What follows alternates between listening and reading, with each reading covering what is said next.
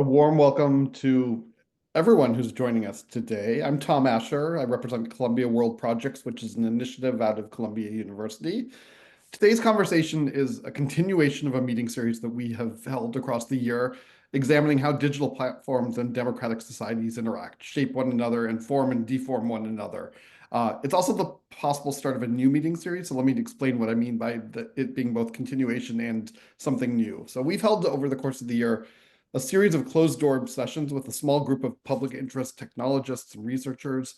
And these meetings have featured people like Anu Bradford, a noted Columbia law professor who has studied the effects of the Brussels regulation, or Dana Boyd, a really well-known and extraordinary public interest technologist, and any number of other luminaries along the way. And these were closed doors, I say, and the quality of the conversation was so strong, and we posted the recordings after the fact in any event that we thought it now made sense to open these up to a broader public from the beginning. So like I indicated, this is both a continuation and a new series. It's supported by the Knight Foundation. It's part of a transatlantic digital governance for democratic renewal initiative, which has been organized by two entities, Columbia World Projects and the Center for Digital Governance at the Hertie Institute, represented today by Danny Stockman. And this initiative aims to address the challenges generated by digital platforms for democratic institutions and discourse. And since its launch in September 2023, this joint initiative has brought together digital regulators, technologists, scholars, and civil society advocates to tackle any variety of complex issues, ranging from improving a platform to researcher frameworks to better diagnose, expose, and address online harms, developing legislative tools to promote competition in digital markets, so really thinking deeply about the Digital Markets Act, among other things, and exploring new content moderation standards that balance user privacy, free expression, and community-driven alternatives to platform governance. And by its nature, it's a transatlantic network. That's why we've partnered with the Hertie School, and we've been so fortunate to do so.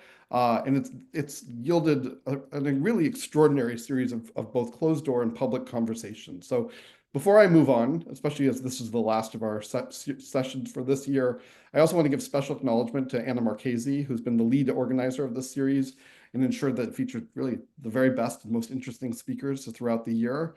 And today is no exception. I'm going to just turn things over to my colleague, Danny, who will then introduce our speakers today. Thanks, Danny. Over to you. Fantastic, Tom, and thanks for introducing what our plan is for today. It is my great pleasure to introduce to you our speaker, Jennifer Forestal, who is the Helen Holohan Regali Assistant Professor of Political Science at Loyola University Chicago. She's a political theorist whose research exploring the relationship between democratic politics and digital culture has been published in a number of academic journals and public outlets. Her first book, Designing for Democracy, How to Build Community in Digital Environments, which came out with Oxford University Press in 2022, won the Don Kay Prize Award for Best Book in Science, Technology, and Politics, as well as the APSA is American Political Science Association, Information Technology and Politics Best Book Award. So it's my great pleasure to have Jennifer give us an introduction and give her initial remarks, then followed by a discussant who is going to be Jon Nash, who is a fellow at Demos and head of policy at Early Studies. He has spent the last decade working in technology and public policy. He founded a venture-backed startup in the US with former Facebook and ABC executives and built a popular messaging service. At Demos, he developed a novel system for democratic decision-making and also led the Rewiring the Web project himself. Jon was an associate director in the tech practice at Public First before joining Early Studies as head of policy. And so we're so excited, Jon, that you can give your insights from practical experience on Jennifer's initial remarks. And so without further ado, I'm turning over to Jennifer and then followed by Jon's comments. Thanks so much, Danny. Thank you all for inviting me. And for showing up. I know it's a busy time in this semester and just generally sort of life these days. But I'm really excited to sort of share my work that's been thinking about how to design digital platforms to support these kind of democratic practices. And so what I'll talk about today is sort of how I've been thinking about these things in light of some new developments that we've seen sort of in this front. I'll just say up front that I'm still kind of working through this. The things there's sort of new developments, and so I'm really looking forward to hearing our thoughts and discussions that we might have. So, in the past 6 months or so, there have been two very different, but no less impactful trends that I think have reinvigorated discussions around democracy and digital platforms.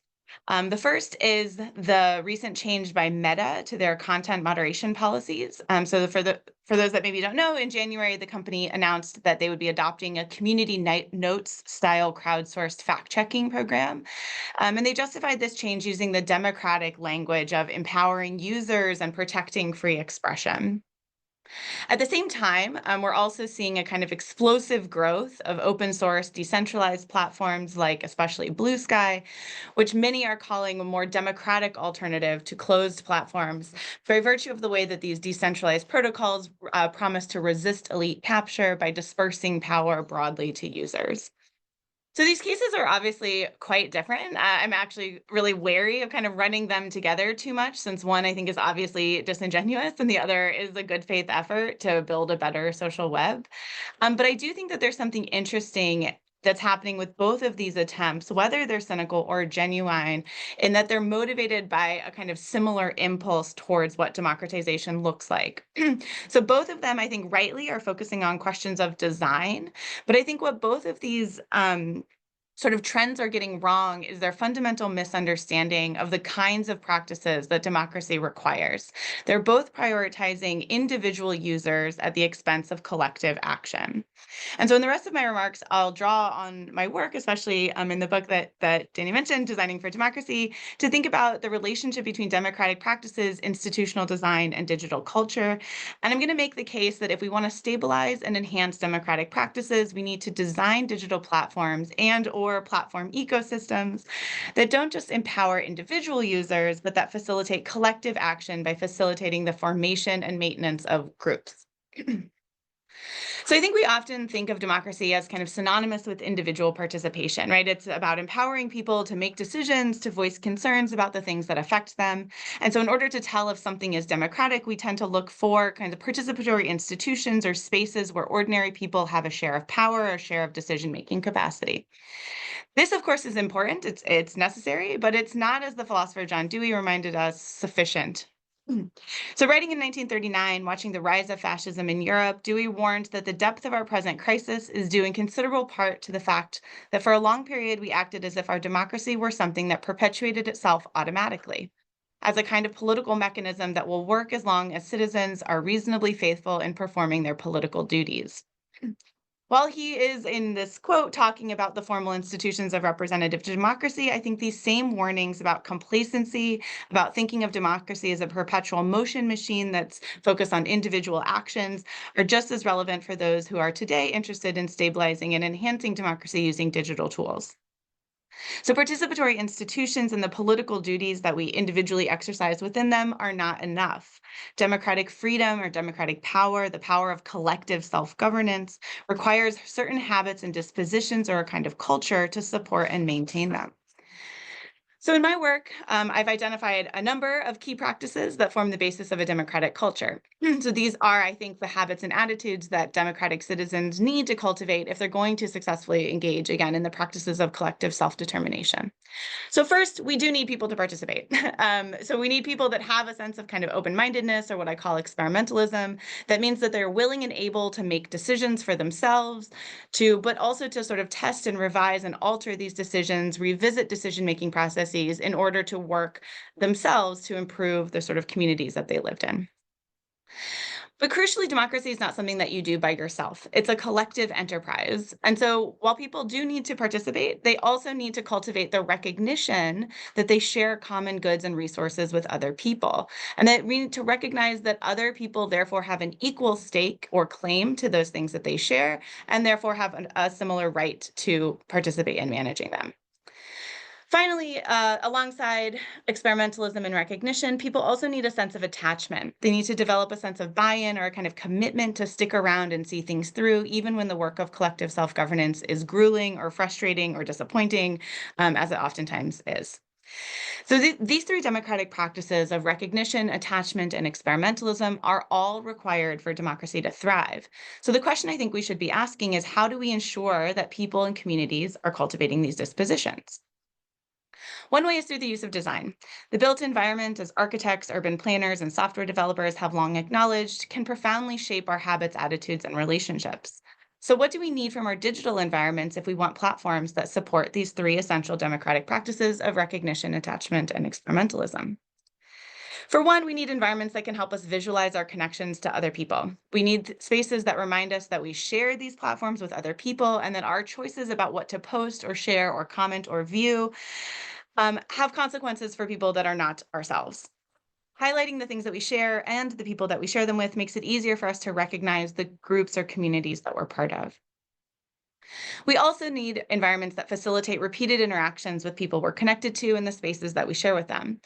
This kind of repeated interaction or kind of coming back to the same thing over and over again, familiarity, helps to develop social trust and feelings of attachment or investment, not just in the thing we engage with, the platform, but also in those we share it with and the kind of community that we are in that space together. And so here you can think about that there's a buy-in to what Twitter was, even though the platform might remain. There's something about the sort of vibes that people wanted to retain, but maybe we're unable to do so.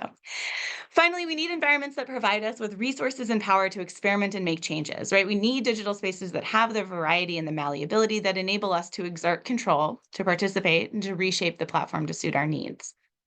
And so, to be clear, in all of this, I'm not saying that designing spaces with these kinds of characteristics will necessarily ensure that users will engage in the kind of practices that we're talking about. I'm also not saying that with these characteristics, or that without these characteristics, democratic practices are actually impossible. Design isn't destiny, but it can make things easier.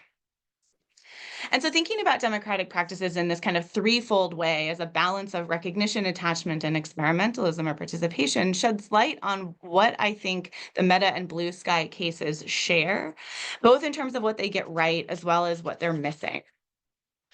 So both of these instances or cases take a design forward approach to democratization, right? They're restructuring institutions of fact checking, of data sharing, of content moderation to make them more accommodating of user control.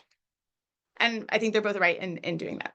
But where I think they both misstep, and I think misstep in the same way, is in prioritizing individual choices or the affordance of experimentalism, while at the same time overlooking or ignoring the way those individual choices have to be contextualized within a group dynamic of recognition and attachment.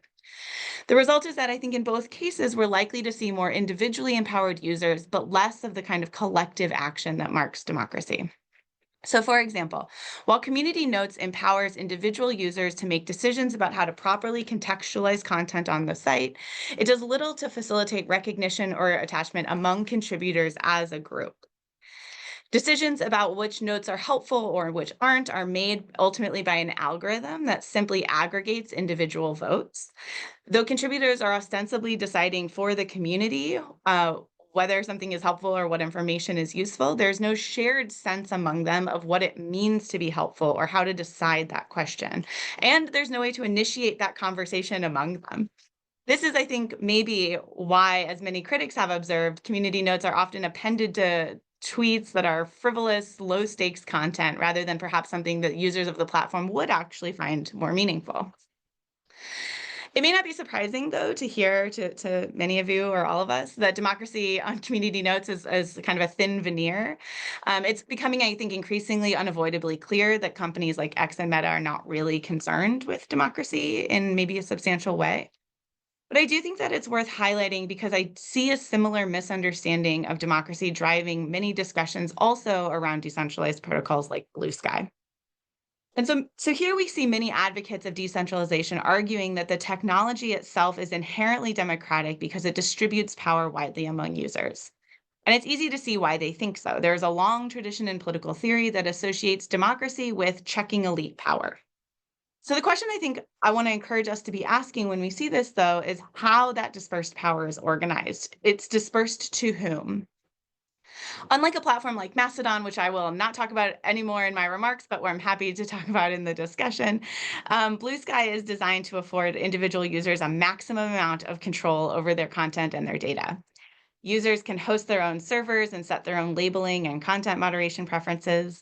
They can select their own sorting rules from a marketplace of algorithms. And the goal of all of this, say the Blue Sky developers, is to create an open social network where you can shape your experience for yourself.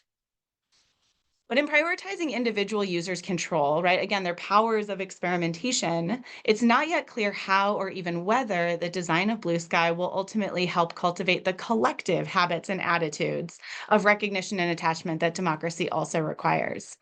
Like Twitter, on which Blue Sky's sort of big world approach is modeled to some extent, it's difficult for users on Blue Sky to see what they share and with whom. It's not clear who is seeing what we see on the site or even what we post on Blue Sky. And I think this is exacerbated by the further kind of fragmentation that's imposed by the variety of individual choices that we also have in that protocol. By empowering individual users, in other words, I think it's easy to lose track of how we're connected to other people. So these two things are sort of in tension, and I worry that they're sort of putting their thumb on the scale for individual control. And I want to contrast the experience very briefly of Blue Sky with other platforms like Reddit or Wikipedia. These are designed in ways that feature a kind of wide variety of small rooms, right? So subreddits or article pages or talk pages where users in those spaces easily conceptualize their connections to one another. They develop attachments to other users and to the platform itself. There are shared norms, there are debates over those norms, and there's a variety of them, and there's contestation and change. And so all of this, I think, signals that these are platforms, Reddit and Wikipedia, where users are empowered to participate to a greater or lesser degree, but these individual contributions and choices are always made within the context of a specific group. These platforms have very different governance structures, but I think they share an underlying design principle that helps facilitate democratic practices in ways that are uniquely suited to their platform's different purposes, and so I think serve as a kind of model of the kind of architecture that I'm thinking about. So I want to close with some maybe much sketchier thoughts about what we might take away from this all, especially now when there does seem to be kind of new space and renewed motivation for thinking about possibilities of democracy and digital platforms. And so I will start by kind of caveating a couple of things that I just said. The first is that while I am wary of the too quick association of decentralization and democracy, I do think that this can lead to an atomized digital experience. I don't think that that is the foregone conclusion that's sort of at stake here.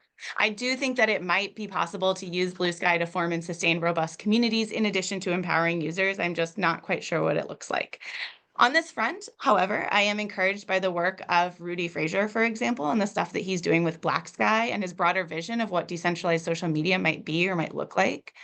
So Fraser's described Black Sky as a, quote, dotted line community that's loosely defined precisely because it's so flexible, because people can opt in and out to a public feed with relative ease. But he's also been calling for, quote, new building blocks and approaches that can help new autonomous communities form and sustain themselves. And I'm looking forward to how and whether that might take shape.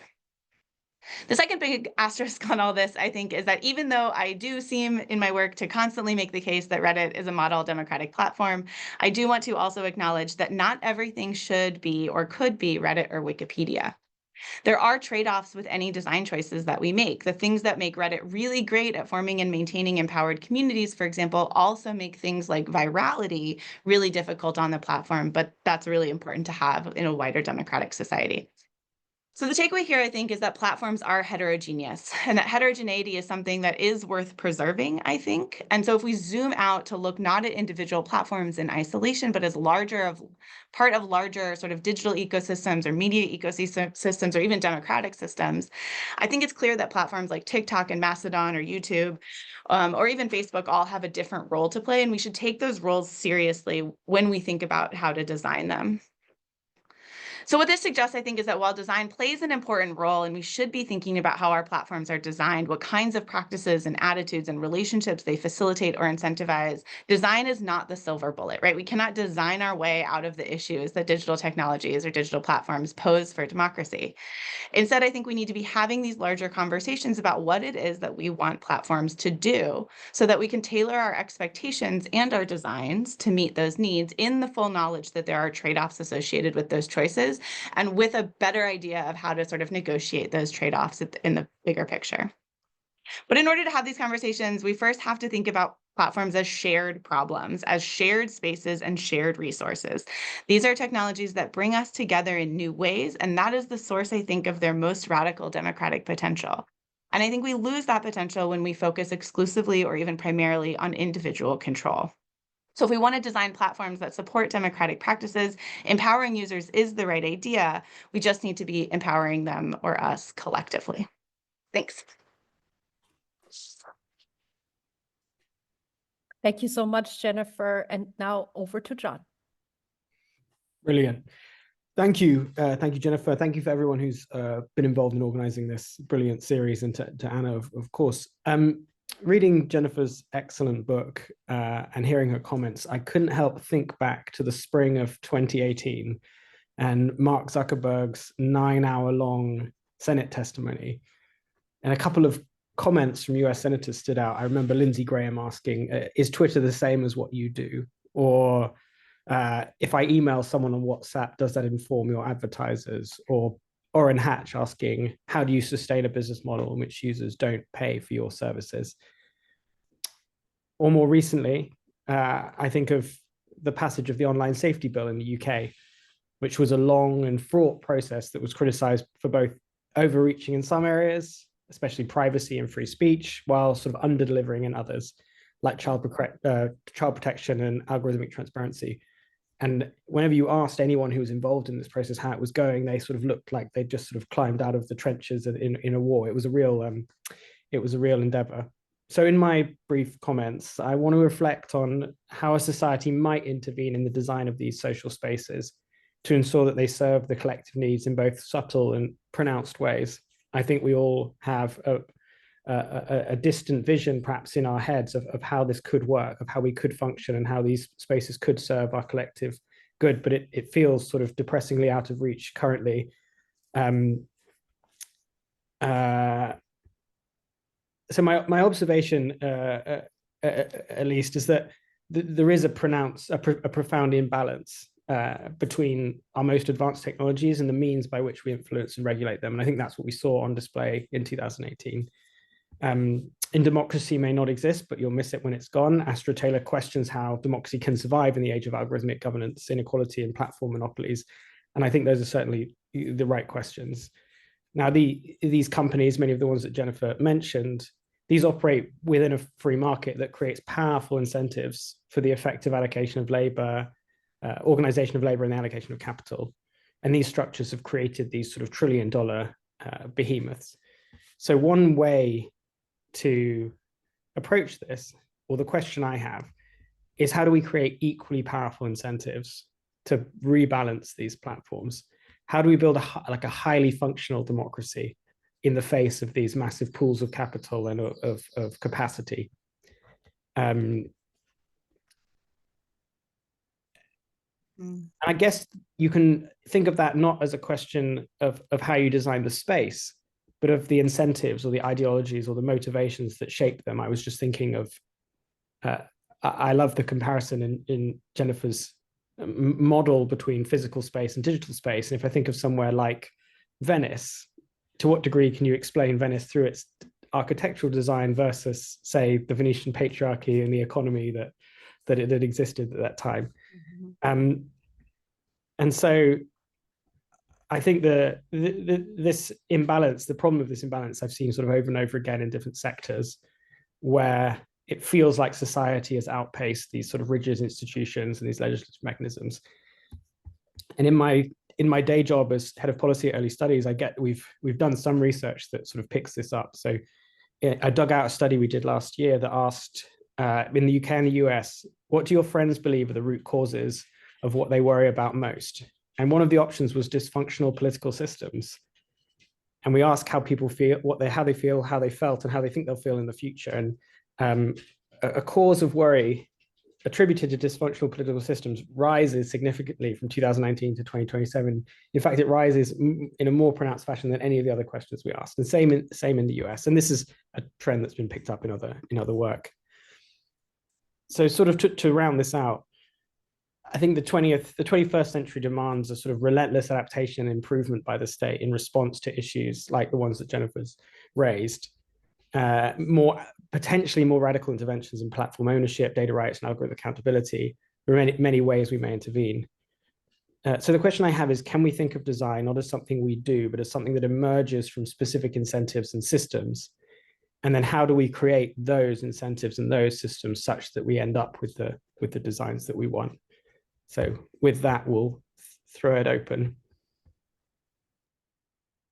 That's a tough question. Jennifer, do you have any answers for us? I don't know about good ones. No, thank you, Jon. This is a great question, and it's obviously one that I've studiously avoided answering for most of my work. But you're absolutely right. I think that like design doesn't happen in a vacuum. There are absolutely incentives for doing so. I mean, I'm pretty persuaded by the arguments that it is a sort of profit motive that is incentivizing the kind of massive growth models that are kind of at the root of a lot of these platform or sort of engagement and growth problems that are at the root of a lot of the sort of pathologies that we're seeing with platforms. And so I do think that there are good reasons to think that kind of taking that away, whether it's through kind of regulatory pressure, capping what platforms can do, or some other kind of pressure, like pushing for a different model of nonprofit ownership or something, the cooperative platform model, I think is a super interesting idea. I have no idea how that would actually sort of happen. Are all really interesting ways that are likely to incentivize better design. I think, though, the questions that I have when I hear people talking in this vein about especially the role of profit or capitalism is thinking about, well, I guess there's two things. The first is that I'm sort of wary of just quickly running them together as if the problem is necessarily only or even primarily capitalism, because I do think it's a mix of both, right? It is profit/capital incentives that are facilitating or incentivizing certain design questions. And so just fixing one of those or addressing one of those is not likely to necessarily lead to fixing both.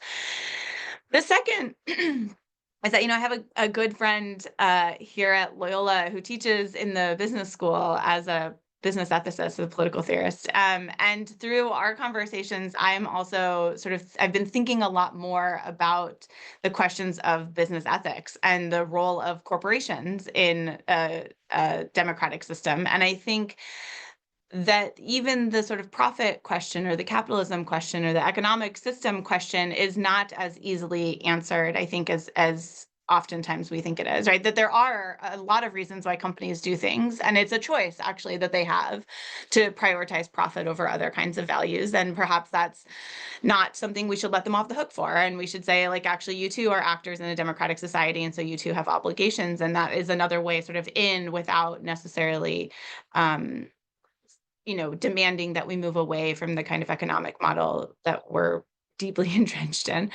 So I think, I think the point that there are incentives to design in certain ways is absolutely a good one. And I think I would just say that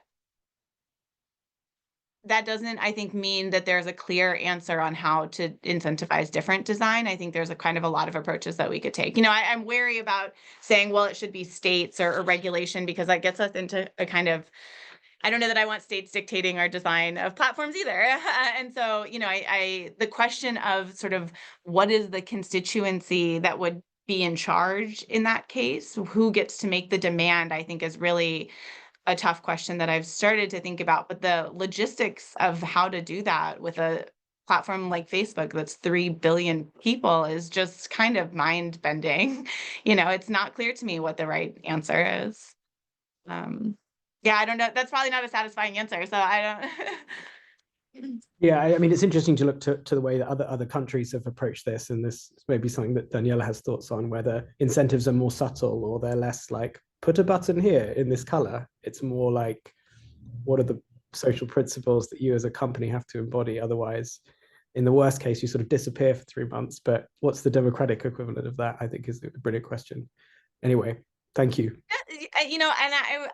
And There's a great book by a scholar named James Muldoon called Platform Socialism, where he sort of revisits these questions. And it's, I think, telling and interesting. It's a great book and you should all read it, but it's interesting, again, and telling, because the easiest cases that he focuses on for how to sort of do that kind of incentive work are all sort of local geography based, right? So he's thinking about like Airbnb or Uber, and those are where you have like a clear geographic constituency where you're saying like Airbnb is destroying our housing market, and so we, the people of Chicago, should do something about that, is a much easier question in many ways than, again, like social networking platforms that are global. Like the value of them is that they transcend all of these offline communities, right?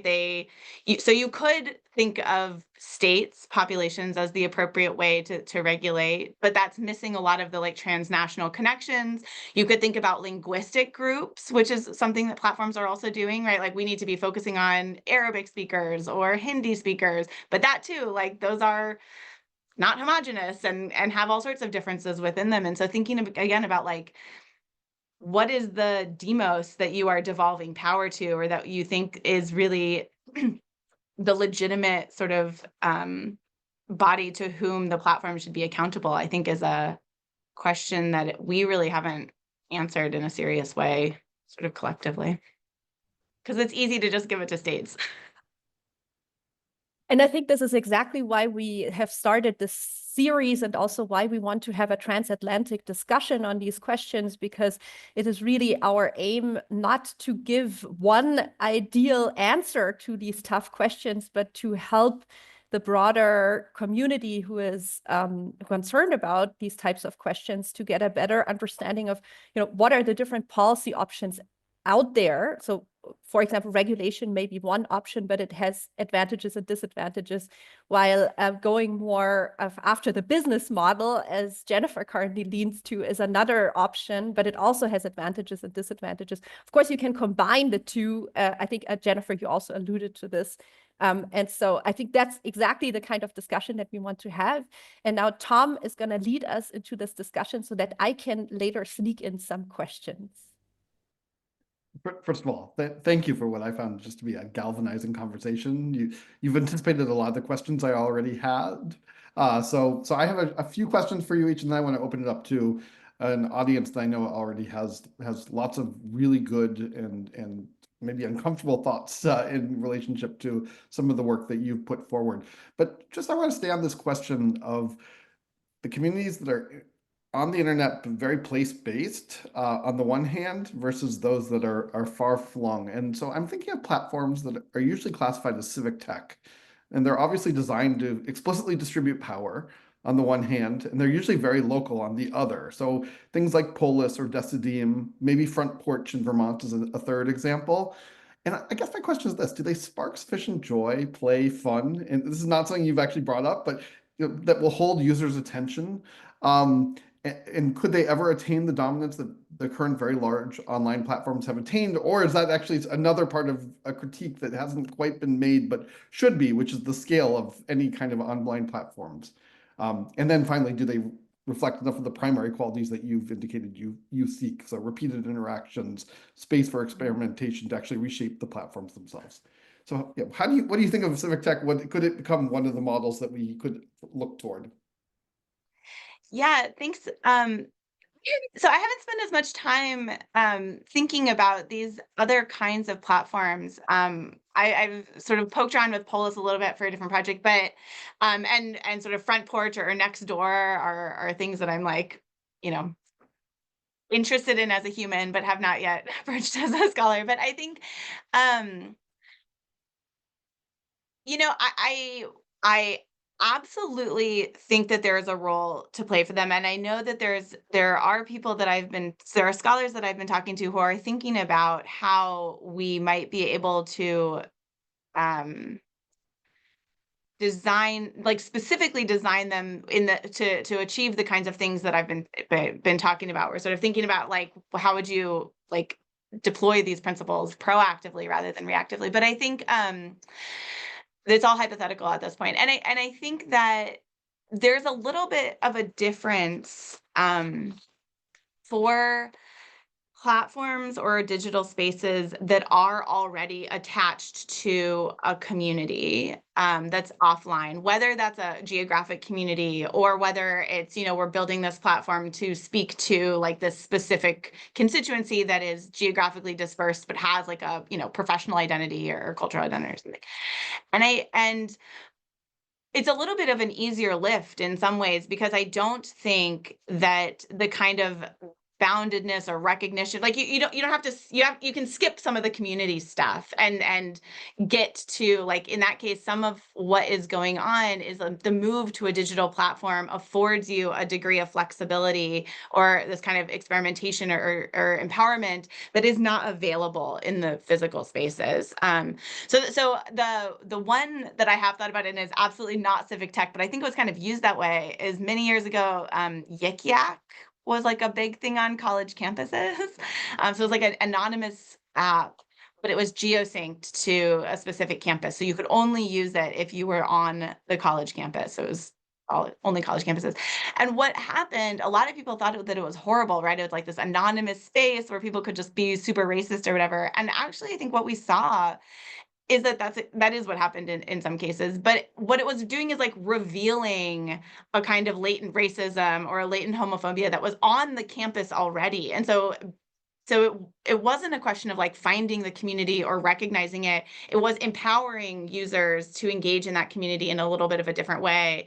And so in that way, the spaces, the digital and the physical, kind of layered on top of each other, I think to like generate a more robust sort of contested democratic space broadly, where the community had to like really grapple with what it meant. And so again, I think like that's a really promising model, and it may not look like it on its face because it's really ugly, but in a lot of those ways, I think that's the benefit of a digital platform, is that it allows us to engage in these communities in ways that are unfamiliar to our traditional physical encounters, and that is oftentimes painful, but it's also oftentimes revealing, and in a way that sort of like gets the conflict out in the open so that we can address it.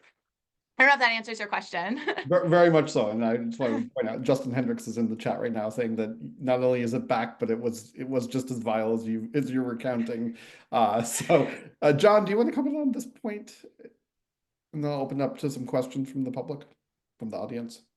Yeah. So funny enough, I was at that time I was in Silicon Valley, and one of the things we built as a side project was a tool that opened on a map and let people write something and dropped the pin on the map, not expecting this thing to succeed. And it sort of took off and shot up to 30,000 users. And the reason we couldn't raise venture funding was that Yik Yak had just raised 72 million pounds from Sequoia, all of it which seemed to have been set alight shortly after the round closed. And they did encounter these issues where the design of the app encouraged and fostered a great deal of hostility and bomb threats and all sorts of horrible behavior. And so we were faced with those design challenges as well. So it was almost a bit close to home, that as a subject, because it was a very chaotic period. But I think it underscores Jennifer's point, which is that you can have a profoundly significant effect on society by making these very subtle design decisions to the communication tools we use. I have lots of questions. Oh, go ahead, Jennifer. Sorry, can I just, I think it also like, maybe I'm like recounting Yik Yak with these like rosy glasses. I was teaching at a regional public university in New Jersey at the time. And so I like looked at it constantly to see what my students were talking about. But it was a predominantly white institution. And so I think,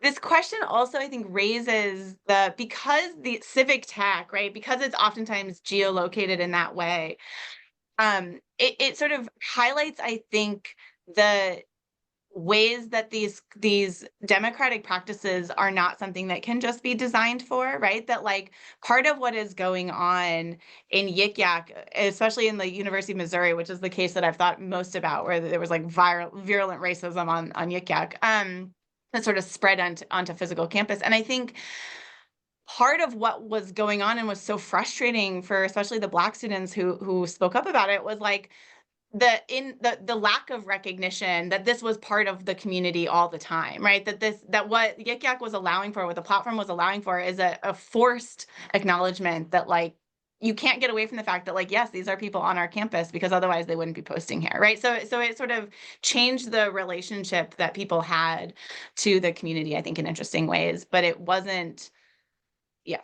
necessarily always going to be the case.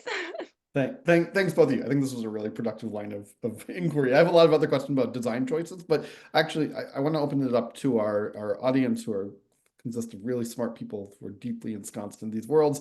So let's start with Joanna Bryson, and Anna, if you can help bring her onto the screen, and then we'll do it to Stefano Gandolfo. And then after that, we will go to, forgive me, Nicholas. So Joanna, do you want to?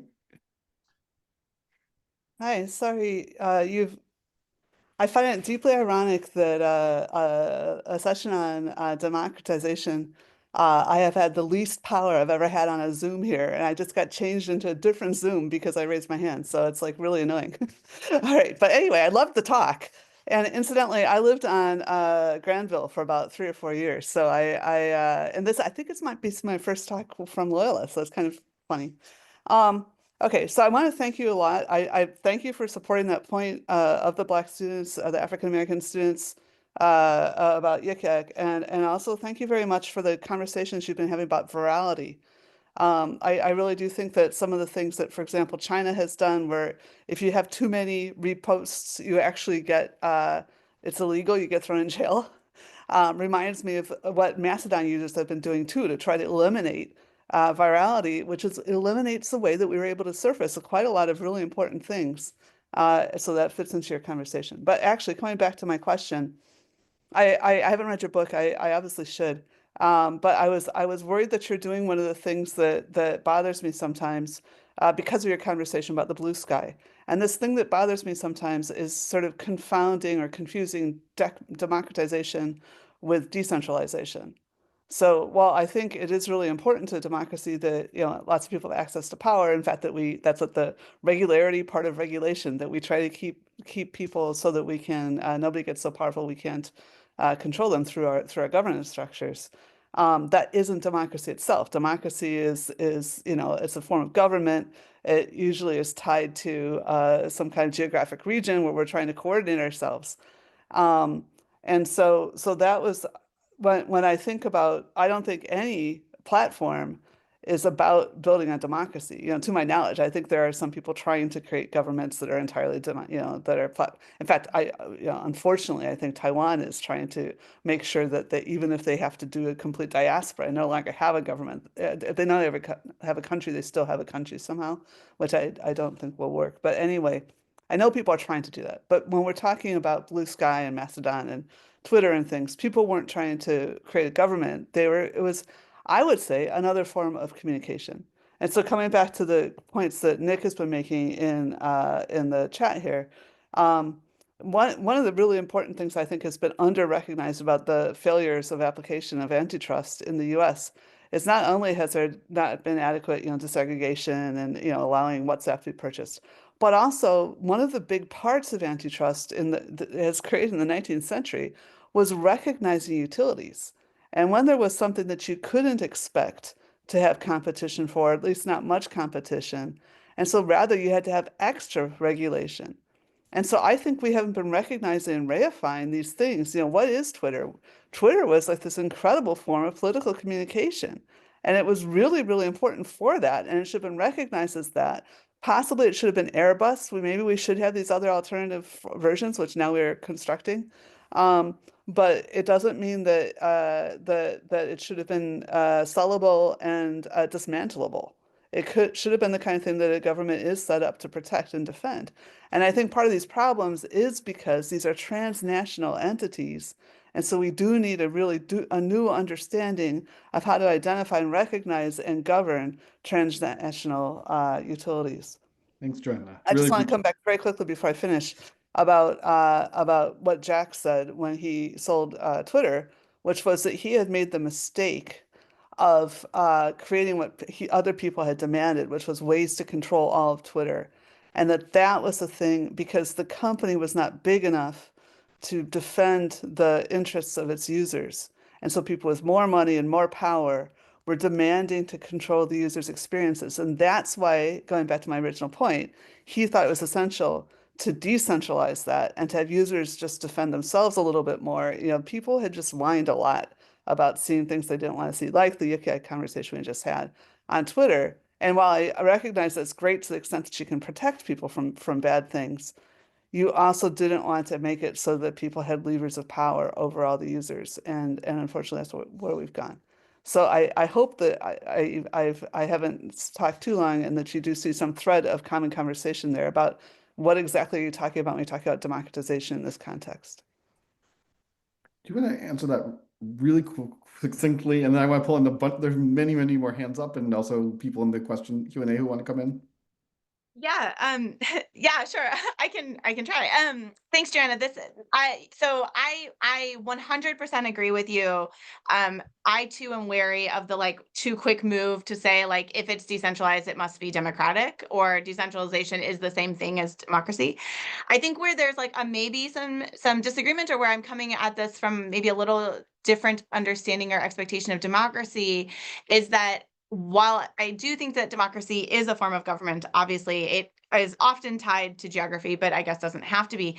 I think about democracy in a kind of broader sense of it as well, to think about not just the kind of formal institutions of representative government, but also to think about the kinds of habits and practices that people engage in, the kind of like way of solving problems collectively, whether that's through formal representation of governments, or whether it's through like the block meeting at your neighborhood, or whether it's through a faculty governance, a department meeting at your faculty, in your department. And so I think all of those are democracy, right? Democracy is when we solve problems collectively, by treating each other as equals and talking about our problems rather than like fighting about it, right? So I think it's much more broadly applicable, which is why I think that it's appropriate to talk about platforms as spaces where people are doing that. I think content moderation, like, are questions about like what is the kind of community that we want to live in. And so to the extent that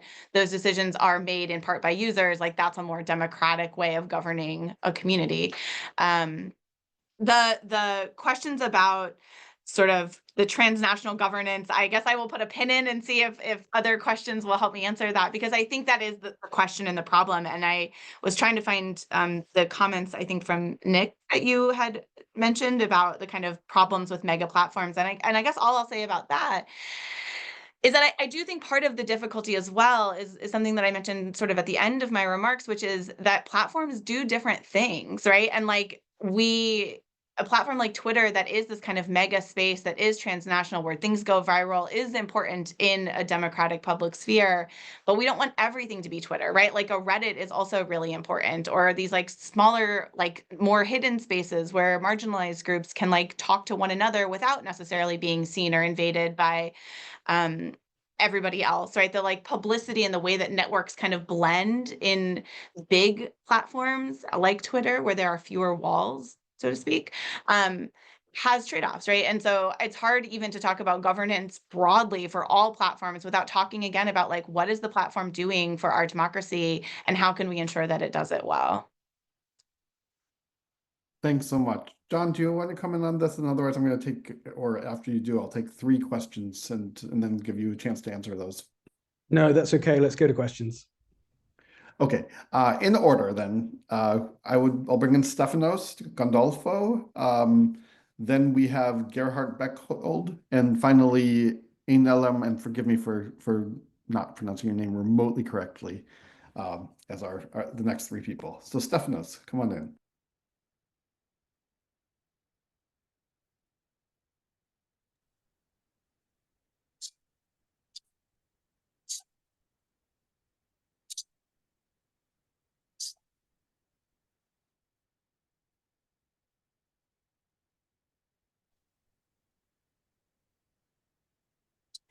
Hello?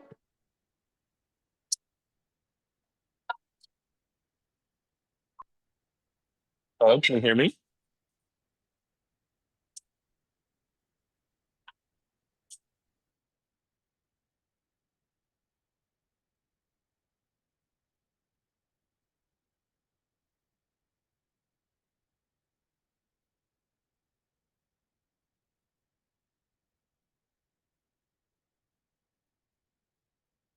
Oh, I can't hear. That was entirely my fault. So Sorry. I'm going to just pose his question on his behalf. So Okay. belonging in the community, he notes, means having an identity. Well, the internet was built obviously on anonymity. And so should anonymity be preserved or discarded if we're going to promote healthier democratic norms on digital platforms? This is a great question. Thanks, Stephanos. I don't know. I guess I don't think that anonymity and identity are like opposed to one another. I think probably anonymity is valuable to some degree in some spaces and less valuable in other spaces. So again, I think it's hard to kind of make that generalization. There is some like really interesting work by a scholar named Alfred Moore who has studied anonymity, pseudonymity, and real names, sort of to think about how they contribute to democratic deliberation. And I think he comes down on the side of sort of persistent pseudonyms are sometimes the most productive. But yeah, so just to clarify, when I'm talking about identity, I don't know that necessarily is tied to real names, and in fact, it's not, right? So your identity is, contextualized. It's who you are in a given space, and really, when I'm thinking about the importance of a community identity, it's the sort of identity of the sort of thing that you share. So it doesn't have to be the kind of thick identity attachments that we oftentimes, associate with identity politics or something. It's really about like, oh, it could be as easy as like, oh, I like identify as a neighbor of my block because I happen to live on a street with other people. And so like that means that we have to negotiate over trash pickup and stuff like that, right? That it's like a thin identity, but it's like the thing that we have in common and that we sort of recognize ties us all together. So you can have that in anonymous spaces just fine, I think.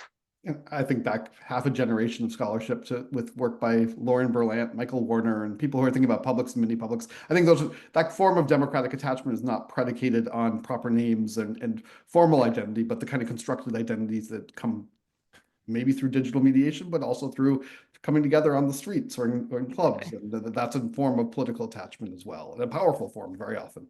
John, come Exactly. on. It's like formed through your connections with other people. Yeah.